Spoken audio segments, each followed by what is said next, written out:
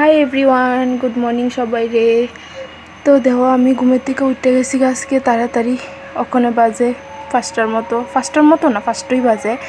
তো আজকে আমার হাজব্যান্ড যাইব টিম নিয়ে আসে বাইরে, তো তার লিগে আজকে সকালে একটু তাড়াতাড়ি উঠতে লাগছে।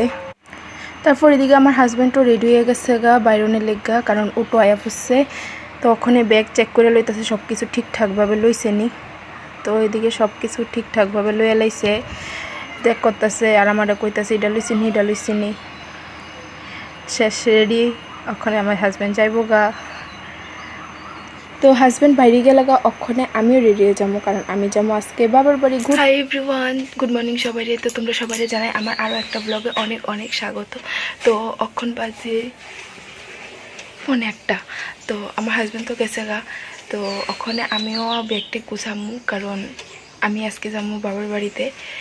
তো হাজব্যান্ড যেহেতু বাড়িতে নাই, তো এই সুযোগে আমিও একটু বাবার বাড়ি থেকে একটু বেড়াই টেড়াই আই।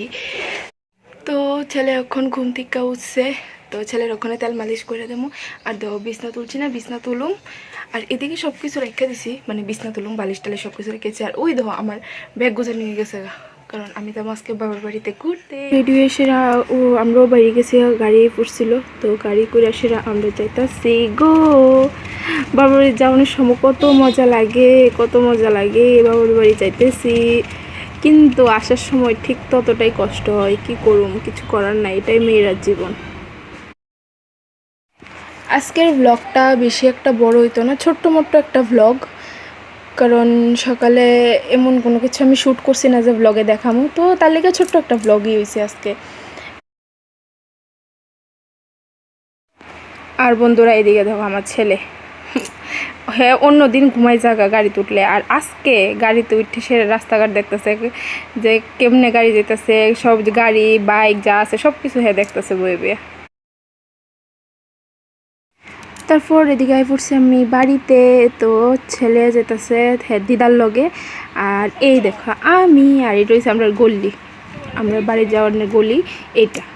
তারপর আর কিছু করছি না। তো ওইদিকে ড্রেস চেঞ্জ করে নিছি। আর এই ব্যাগ দিয়ে এমনি পরে রয়েছে, এটি গুছামো পরে নে।